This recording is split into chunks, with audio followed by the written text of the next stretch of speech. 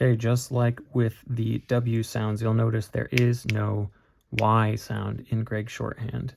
And just like the W, that's because the Y sound, as in yacht or yawn or yoke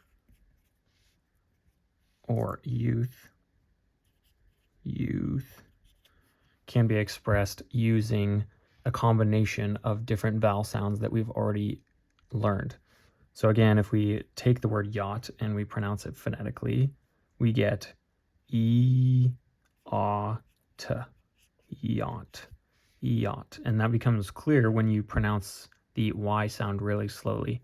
Yacht, e-ot, long E.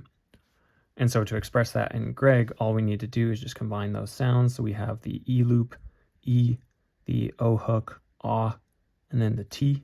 So yacht, yacht. Okay, that hook is a little bit tilted, but you still get the point. We have the word yawn. Similarly, we have e, ah, n, eon, eon, yawn, yawn, yawn. So that it looks very similar to yacht, except it's just turned on its side. E, ah, O hook right here, and yawn. Yoke, E, O, K, yoke. So E, O, K, yoke. And remember, any of these vowel sounds can be marked in order to make it more explicitly sounding like its appropriate length. Youth. Okay, this is a slight departure, but in this case, we're still using the E sound, but this time we're also using the OO hook, youth. So what that looks like is E, U, th, youth, youth. Okay.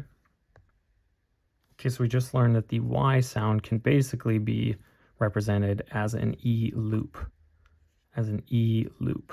in shorthand.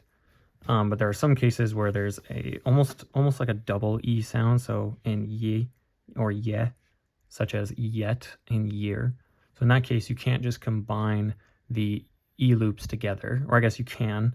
You can do a double E loop, but what ends up happening, if you want to express these in one fluid motion, you would do it by elongating out that E loop. So you would really just flatten that E loop. So in this case, yet becomes a elongated, really skinny, small loop like this. So yet. If you did just et or eat, it would be like that. But yet, you would really lengthen out that E loop. So if we did the word year, same thing, it would be lengthen out ear, year. And so whenever you see a long, skinny, short loop like this, you know it's a y, E sound, so year. Compare that to the YA sound, as you might guess. You basically just take the A loop and you stretch it out. So yarn. So yarn would be yarn.